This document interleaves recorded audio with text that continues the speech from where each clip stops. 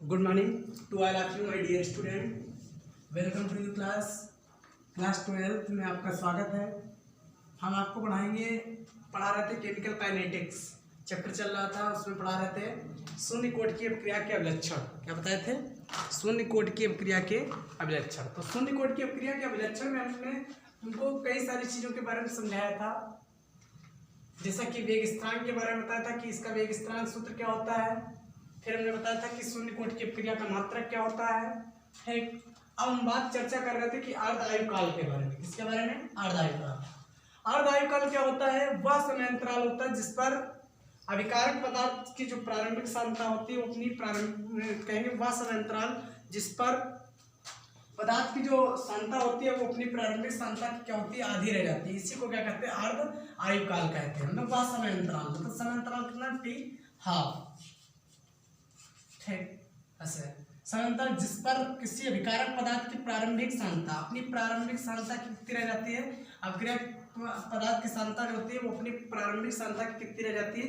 आधी रह जाती है। इसी को क्या कहते हैं? अर्ध आयुकाल। तो हम क्या करेंगे? शून्य कोट की अपक्रिया के लिए भैया अर्ध आयुकाल याद करेंगे। सूत्र वेग स्थिरांक का सूत्र सभी को पता है कि वेग स्थिरांक का सूत्र होता है शून्य कोट की अपक्रिया के लिए भी निकाला था हमने। ठीक, मतलब तो शून्य कोट की अपक्रिया के लिए जैसे जो सूत्र होता है के बराबर एक्स पॉइंट टी होता है। क्या होता है भैया? के बराबर एक्स पॉइंट टी। तो के बराबर क्या हो जाएगा? यहाँ से एक्स का मान रखेंगे a/2। समय कितना है?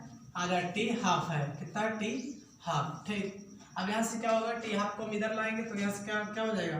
टी हाफ बराबर, ठीक, बराबर क्या हो जाएगा? ये इधर आ जाएगा तो कितना हो जाएगा? a/2 के, a/2 के, जहाँ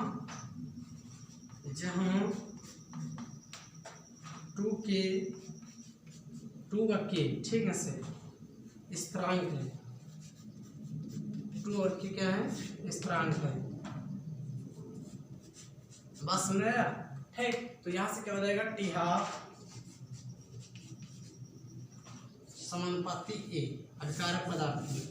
मतलब हमारे कहने का मतलब है जो अर्ध आयुकाल होती है वो अभिकारक पदार्थ की ठीक सांद्रता की क्या होती है? समानुपाती होती है। क्या हमने बताया कि अर्ध आयुकाल है, अर्ध आयुकाल, अर्ध आयुकाल, अर्ध आयुकाल अभिकारक पदार्थ की सांद्रता, अभिकारक पदार्थ की सांद्रता, सांद्रता के समानुपाती होते हैं। सांद्रता के समानुपाती होते हैं। समानुपाती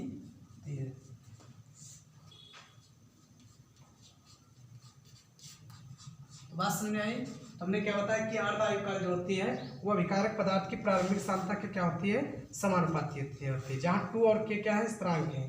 ठीक, मतलब तो हमारे कहने का मतलब यह है शून्य कोट की अपक्रिया को पूर्ण होने में निश्चित समय लगता है। ठीक, शून्य कोट की अपक्रिया को पूर्ण होने में ठीक क्या कहता है? निश्चित समय लगता है। क्या कहेंगे यहाँ से? शून्य कोट की अपक्रिया को पूर्ण होने में, शून्य कोट की अपक्रिया को पूर्ण होने में, अभिक्रिया को पूर्ण होने में निश्चित समय लगता है। होने में निश्चित समय लगता है, निश्चित समय लगता है।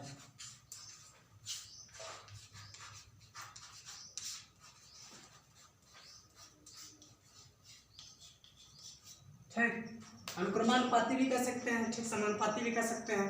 ठीक, अब तुमको बता दें ट्रिक से अगर निकालना है हमको कि अपक्रिया किसी भी अपक्रिया के अभिकारक पदार्थ के मतलब जैसे प्रथम कोट या शून्य कोट की अपक्रिया के लिए अर्ध आयुकाल ज्ञात करेंगे तो कैसे ज्ञात करेंगे? टी हाफ समानुपाती हो जाएगा a की पावर 1 - n। ठीक, 1 - n। तो यहाँ पर कितना रखेंगे? अगर हमको शून्य कोट के लिए निकालना तो कितना हो जाएगा? टी हाफ समानुपाती a की पावर, ठीक, शून्य कोट के लिए रखेंगे तो 1 - n का n, जहाँ n बराबर क्या बताया था हमने? अभिक्रिया की कोटि है। जहाँ n बराबर अभिक्रिया की कोटि है, अभिक्रिया की कोटि, n बराबर अभिक्रिया की कोटि, n बराबर अभिक्रिया की कोट हो गया। ठीक, रखेंगे तो n बराबर से 0 रख देंगे शून्य कोट की अभिक्रिया के लिए। तो क्या हो जाएगा? टी हाफ समानुपाती a की पावर, ठीक, 1। उतना ही करो, a की पावर 1 का मान उतना ही रहेगा। तो टी हाफ बड़ा समानुपाती कितना हो जाएगा ए। मतलब हमारे कहने का मतलब यह है अभिकारक पदार्थ जो अर्धायुकाल होती है वो अभिकारक पदार्थ के सांद्रता पर निर्भर करती है। तो ये पॉइंट समझ में आया सभी बच्चों के। ठीक, तो आगे हम बढ़ते हैं, आगे बात करते हैं जो शून्य कोट की अपक्रिया होती है। शून्य कोट की अपक्रिया में अभिक्रिया की दर क्या होता है हमने शून्य कोट की अपक्रिया में अपक्रिया की जो दर होती है, ठीक, अपक्रिया की दर कौन dx/dt, अभिक्रिया की दर ठीक XH/YH ले लेंगे, ये YH होगा। ठीक, इस पर ले लिया हमने XH/YH पर अपक्रिया की दर ले ली। ठीक, ये क्या ले लिया अभिकारक पदार्थ की सांद्रता। ठीक, ये अभिकारक पदार्थ की सांद्रता हो गई। ठीक, तो हमारे कहने का मतलब ये है कि प्रथम कोट शून्य कोट की अपक्रिया में अभिक्रिया की दर, ठीक, क्या है अभिक्रिया की दर, अभिक्रिया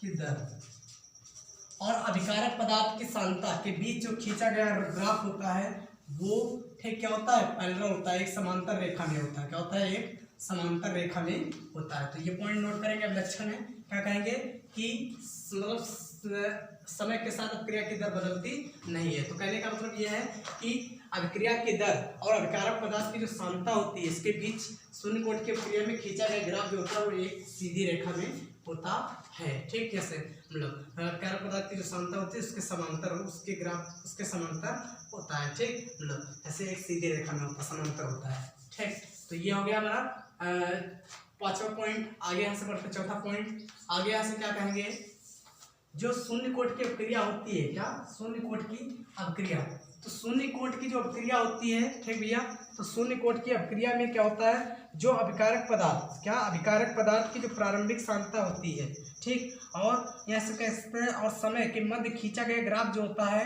वो एक सरल रेखा प्राप्त होती है। क्या प्राप्त होती है, एक सरल रेखा प्राप्त होती है। मतलब हमारे कहने का मतलब यह है अभिकारक पदार्थ की प्रारंभिक सांद्रता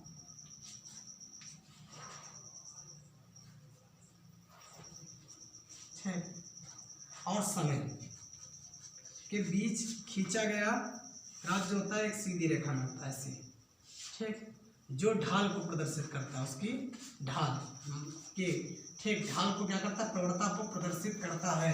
ठीक, तो बात समझे यहाँ से, ये हमारा था लास्ट पॉइंट। ठीक, तो हमने बताया कि आज हमने आपको सिखाया इस क्लास में अर्धायुकाल क्या होती है। ठीक, तो सारे अब लेक्चर क्या हो गए, खत्म हो गए। अब अगली क्लास में आपको सिखाएंगे कि प्रथम कोट की अपक्रिया क्या होती है और प्रथम कोट की अपक्रिया के अभिलक्षण क्या होते हैं। ठीक, तो सिंपल सी बात है, प्रथम कोट की अपक्रिया की परिभाषा क्या कहेंगे, मतलब वह रासायनिक प्रक्रिया जिसमें अभिकारक पदार्थ के, ठीक, अभिकारक पदार्थ जो होते हैं उनकी मोलर सांद्रता जो होती है अभिकारक अणुओं के 2 घात के, अभिकारक अणुओं की मोलर सांद्रता के, ठीक, प्रथम घात के क्या होता है, एक घात के समानुपाती होता है। इसी को क्या कहते हैं, प्रथम कोट की अपक्रिया कहते हैं। मतलब यहाँ से या फिर कह सकते हैं वह रासायनिक क्रिया जिसमें अपक्रिया की जो दर होती है वो अभिकारक अणुओं की मोलर सांद्रता के, ठीक, एक अणुओं की सांद्रता पर निर्भर करती है। क्या कहलाती है, प्रथम कोट की अपक्रिया कहलाती है। ठीक, ऐसे वह रासायनिक क्रिया जिसमें अपक्रिया की दर अभिकारक पदार्थ की मोलर सांद्रता, ठीक, मतलब अभिकारक जो अणु होते हैं उनकी एक मोलर सांद्रता पर निर्भर करती क्या कहलाती है,